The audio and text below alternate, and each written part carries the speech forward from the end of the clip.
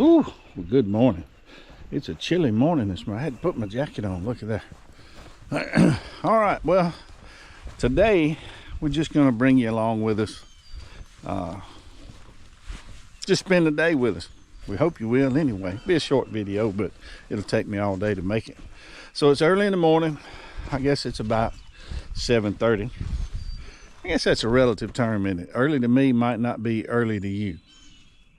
And really 7:30 is not that early to me. I get up normally around 5. So I'm walking down to feed the chickens. Our early morning routine, we get up and feed the puppies. There they go. Just, you know, they get excited to get to walk out here. And anyhow, we feed them, and then they're ready to come outside. They know I bring them out when I come feed the chickens. They come down here with me. We get the chickens fed, and then we'll have breakfast. So if you're new to the channel, we've got a handful of chickens. I'll show them here in just a second. We got 10 laying hens, no rooster. I'm gonna get a rooster, I just hadn't got around to it yet. But we got 10 laying hens, and right now we get between 6 and 8 eggs a day. That'll pick up probably during the summer. We might get 10, we'll see.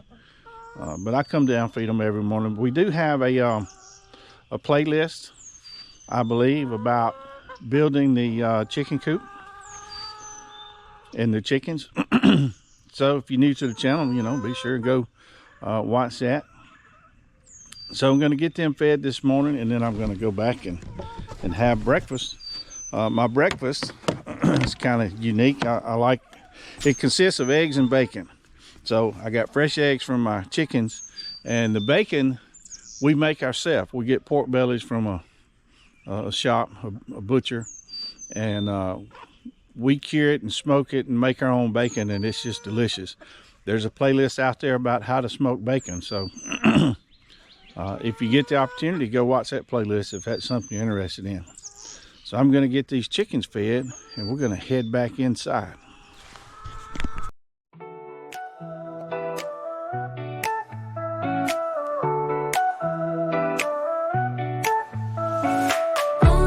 Highway, chasing the sun. Larry's at the wheel, got the engine on the run.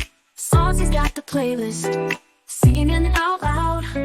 Another open road, another brand new town. From the mountains high to the ocean's deep, they're living the dream, they ain't losing sleep. With a passport full and a tank of gas, they ain't slowing down, they ain't looking back. They fly through the skies, chasing the breeze. Roll down the road, feeling so free. Ride the waves where the sunsets go. Forever Huff's living, wherever they go. Cruising down the coastline, drinking their hands, dancing on the deck to a steel drum band. Larry's cracking jokes, making new best friends. Saucy's snapping pictures, cause the fun won't end.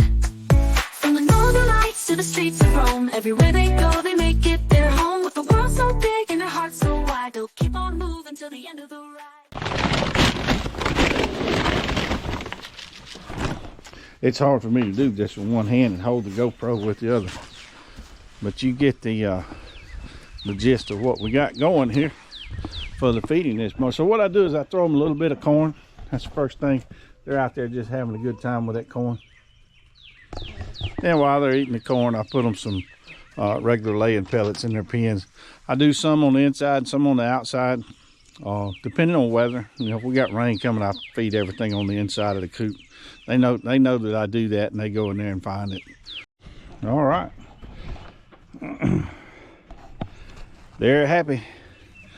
Now, you know, some people say, well, you got them pinned up, you need to let them free range and all that. I used to let them out in the afternoons, but they started slowly disappearing.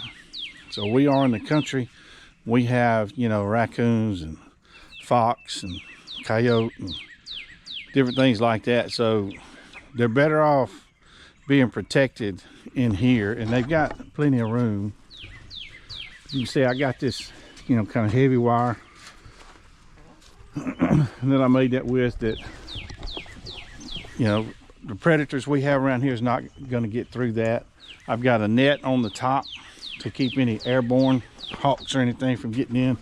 And even on the bottom, it's hard to tell, but you know, that wire down there actually folds and comes out about a foot, and then it's got dirt over that. So if anything tried to dig in, they would run into wire. I'm gonna check for eggs. I always check first thing in the morning, but very seldom do we have any. Well, made a liar out of me. Here's one. I know you're saying, well, that was two, but that other is a fake egg. Fake eggs serve two purposes. Kind of train the chickens where to lay the eggs, and if a predator does get in there, like a snake or something, it'll try to take that fake egg. I have latches. I can access my eggs. There's our egg, by the way. Normally they don't lay this early in the morning, but every now and then it'll be one in there. So I usually check. I didn't expect to see one this morning because they don't do it very often. I have the latches on there, and we can check the eggs from the outside, but the latches are to keep, I mean, a raccoon will actually open that. If you didn't have a latch on it, you know, a raccoon would push that open and get in there. So they're safe. And still, on occasion, I let them out in the afternoons, let them scratch around, but I have to stay down there with them to deter any kind of predator that might come up. So I'm gonna go in and have breakfast, eggs and bacon. And I think the project today, we're gonna make one, maybe two bluebird houses. I wanna put some more bluebird houses up. The ones I've had for years finally just wore out. So I'm gonna do that. I love birds. I'm not a bird watcher per se. I don't go on vacation to go try to see a particular bird. But like a lot of people, I like having birds around.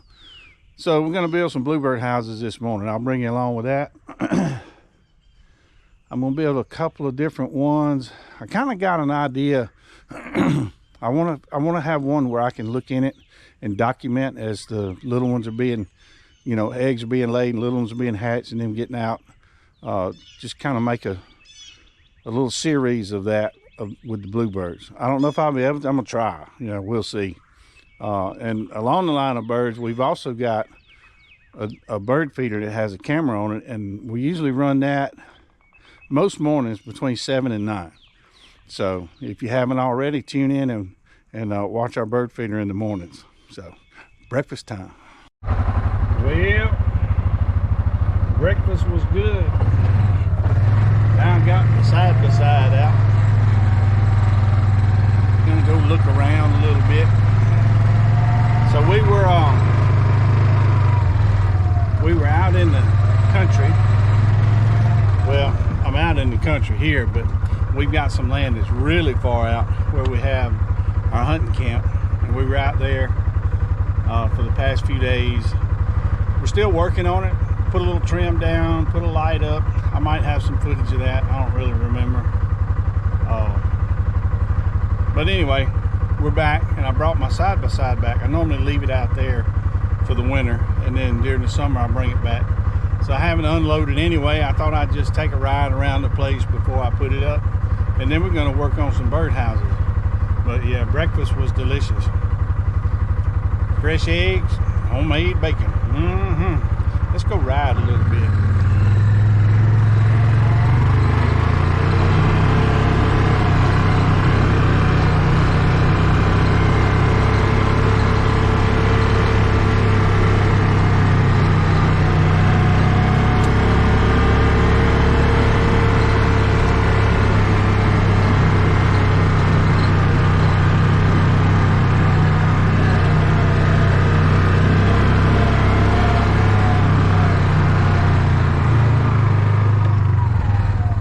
Muscadine vines and some grapevines. Let's see, one's got an ant bed at the bottom of it. We have to get rid of that. They seem to be the last thing to bloom or put leaves on. So they still look dead, but they're not. They're just dormant. But we're coming into spring, and things should start putting leaves on pretty quick. But I remember from the last few years, the grapevines are the last thing that put leaves on.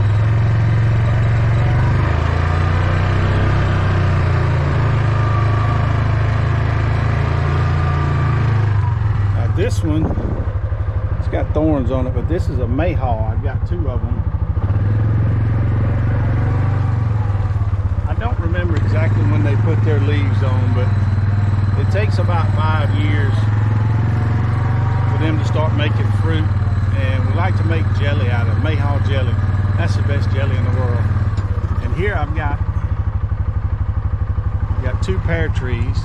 They're fairly young, probably 4 years old. This first one made about, I don't know, 6 pears last year. The other one made about the same, maybe just a little bit more. So it's already leaved out, and the other one's got some blooms on it. Let's see.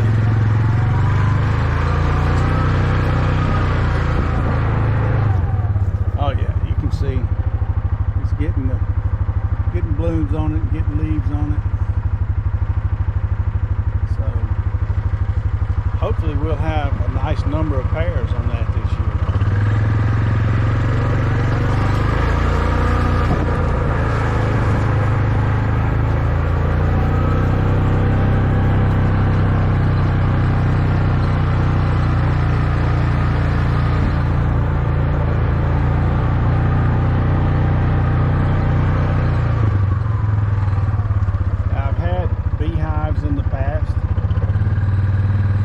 Just a handful, but it's getting harder and harder to keep bees.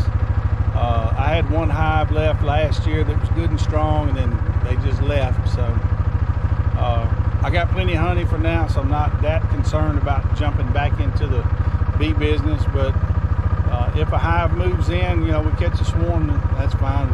We'll pick up where we left off. But probably not going to work bees this year.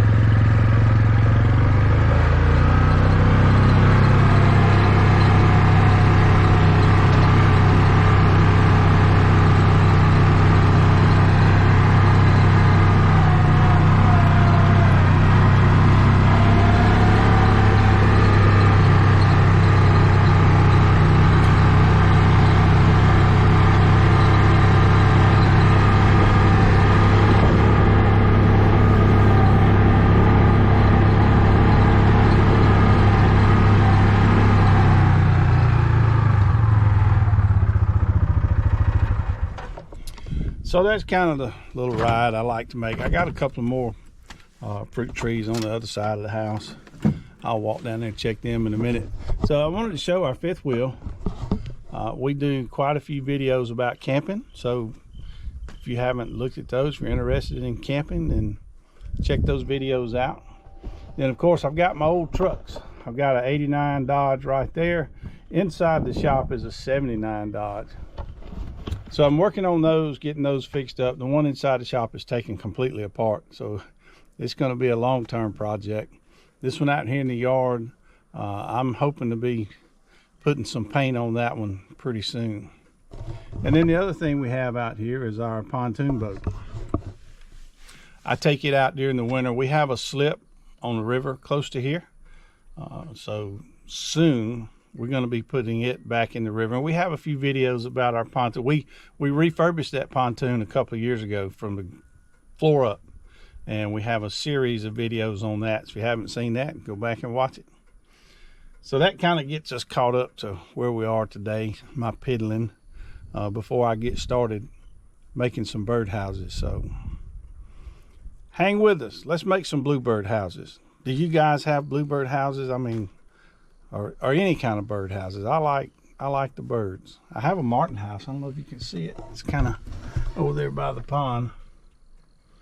You might can make it out in the trees over there. It's not in the trees, but the trees are right behind it. I think I had a pair of martins in there last year. Martins are unique. They migrate back and forth, but once they establish a domicile place, you know, like in that house, the same ones will come back year after year. They come back to the same place every year. A lot of people will get close-up looks at them and find markings, and they'll name them and keep up with it and all that. I had 2 that spent a lot of time there last year. I'm pretty sure they were nesting in there, but man, I love the sound of a martin and the sounds they make. So I'm hoping they were, and I hope they come back, and I hope we get even more. But enough of that. It's time to make some bluebird houses.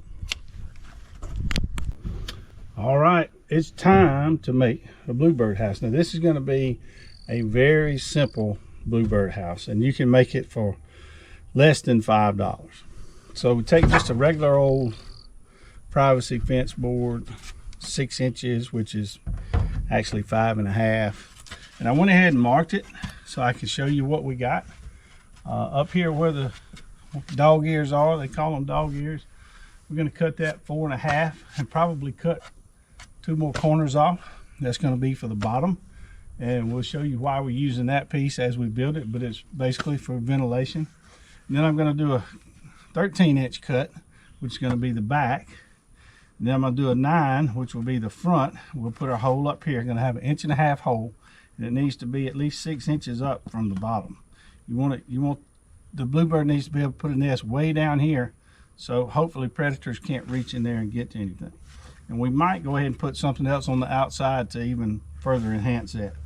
Now the sides are 8 3/4 to leave a 1/4 inch gap on the side.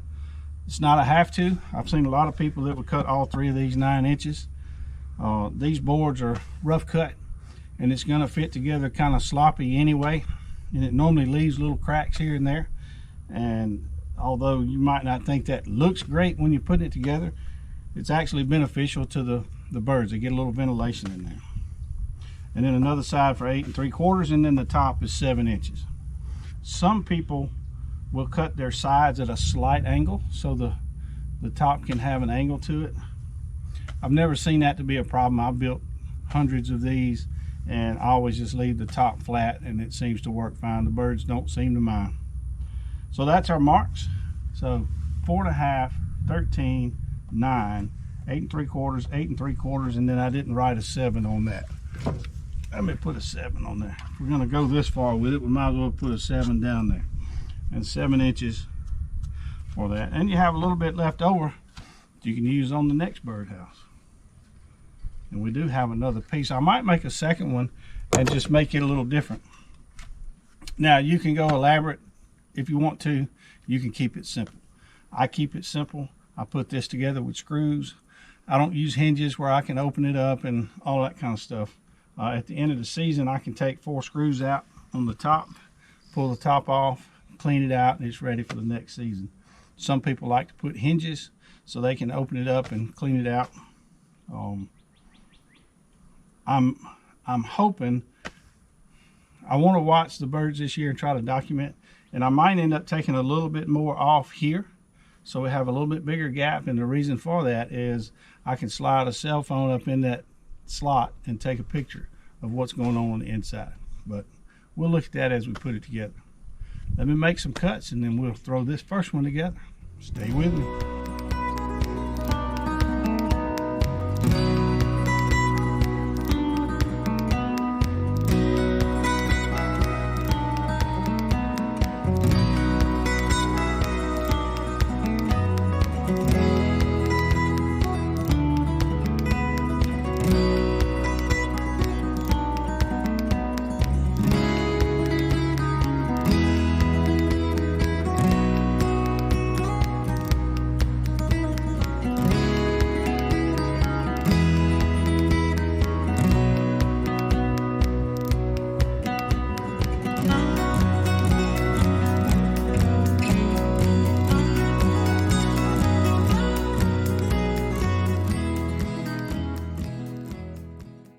Our pieces are cut.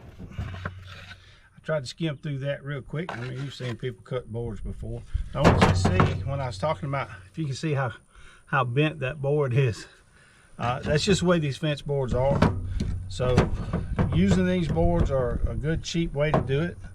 But they're going to have imperfections in them, like that bend in it. So it's going to go together a little bit sloppy. But, you know, that's okay. I mean, that leaves little gaps here and there for airflow, and the birds actually like that. So that's what I'm going to do. I normally put the 2 sides on first, and I drill my holes, and I put everything together with screws so it can easily be taken apart later, or I can take one piece off just to clean it out. So that's what I'm going to do right quick. I'll kind of put this on fast forward and get us through this real quick. So let's get started.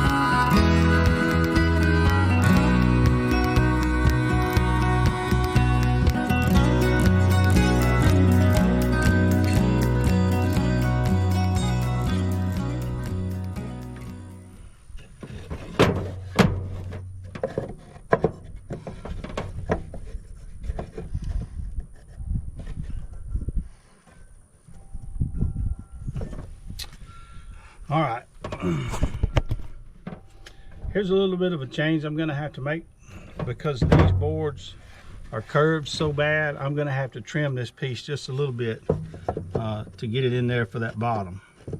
I'm gonna cut about probably 1/4 inch off of it. So I'm gonna run in my shop. I got a saw in there. I can do that real quick on and not endanger myself trying to use that saw doing this. So I'll be right back. All right, I trimmed one side of that and it was still tight. I had to kind of wedge it in there. So this is more like 4 1/4 because of the bend that's in these boards. And there's your ears that we had. That's the factory ears. That's the 2 corners I just kind of cut off so you get a little airflow in through there. Now, if you make these sides 9 inches like the front, then you can just mount your top, you know, on all 3 of those boards. I made these a little shorter, and what I'm going to do is I am going to put a little angle. I don't know if you can see that. I'm just going to bring it up a little bit and connect it to the top. That leaves a gap there for air, and hopefully enough room I can slide a cell phone in there and take pictures as the eggs are being laid and that sort of stuff. Now keep in mind, when you get to this point, it's time to drill your hole because your top won't be in the way, and if it falls down in there, you'll be able to get to it. So I'm going to do a little measuring.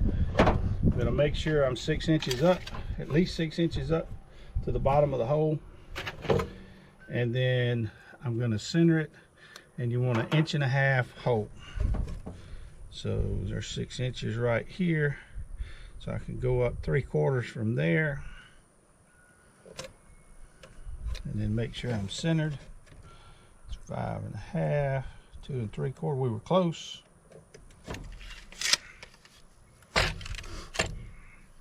Now some people use different tools to do this.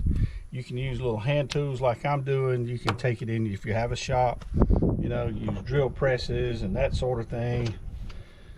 However you want to do it. I've got 1.5 inches, and I'm just going to use my hand tools. Some people use a drill press to do it, or some other means. This wood is normally soft enough. I can just do it with my hand tools. So let's get this done. We want this.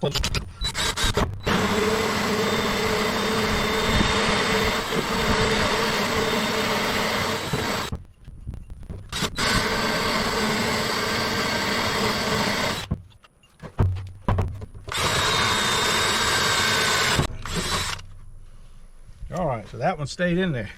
Wouldn't have that issue with that one. Okay, so we're almost complete. All we have to do now is put our top on it. And there again, I think I want my angle that way. Put it like that. That'll leave a nice air hole there, and it should be wide enough to slide a cell phone up in and take a picture. That's my goal. So we'll get this on and call it good. Then you got to talk about mounting. How are you going to mount this thing? There's several ways to mount. I have oftentimes put them on a tree, which works okay, but that is not the best thing to do because then you stand a chance of predators getting to it. So this time I think I'm gonna go get a pole or a post or something, and I'm gonna mount this one kind of out in my yard on a post.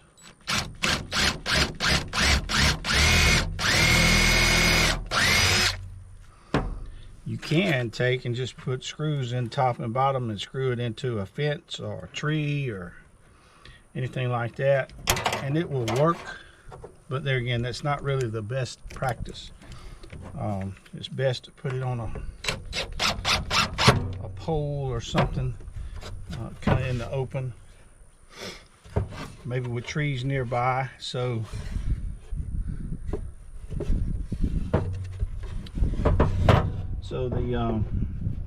the daddy bird can sit in a tree nearby and kind of pull guard duty, and that's what they'll do. But lots of videos out there on how to make these. Lots of videos on where to place and your best place to place it. So I guess I'm not really doing a how-to. I'm doing how I do it. There's some other people out there that are much more experts in bluebirds than I am. I just enjoy watching them. I like giving them somewhere to go.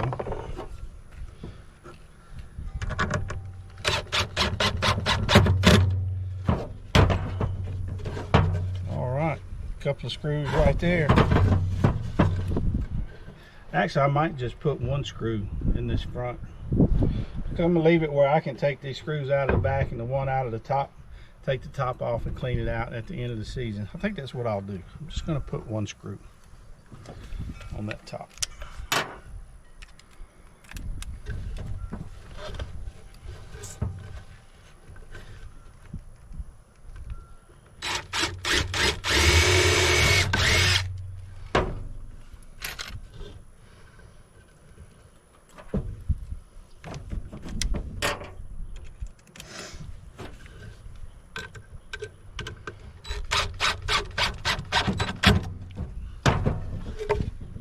So there we go. Look, it was that easy. If you know your measurements and you know what you're wanting to do. Again, we got air holes there. We got 6 inches to the bottom of that hole, 1.5 inch hole. I put air gaps up here. So, and I really intend to be able to slide a cell phone in there and take pictures. And that way I don't have to open it up and disturb a mother that might be sitting on some eggs. Now, another thing that you can do, and I think while I'm here, I'm going to do it. I'm going to drill another hole. I'm going to cut another 1.5 inch hole, and I'm going to mount another board out here with that hole just to make it harder for a predator to get in there, to reach in there. I think I'll do that. Okay, I drilled a hole in the board, and I just kind of cut it down. And you can see here, see if I can turn that down a little bit. There we go. This will just go right over that hole. Now, I intended to glue this on, but I don't have any wood glue right now, so I'm just going to drill some holes and put some screws in there. That'll hold it just as well, if not better. Glue would have been easier and would save on screws, but hey, nothing but the best for our bluebirds, right?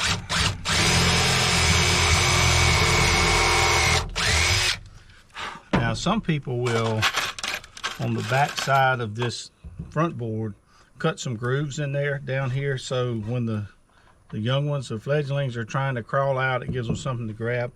I found that these boards, these fence boards, they're cut, rough cut enough.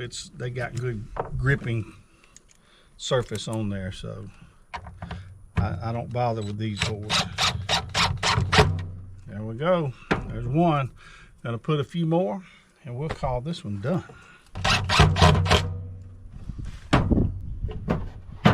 Okay, I'm gonna say we have a completed bluebird house that will last you for years and years.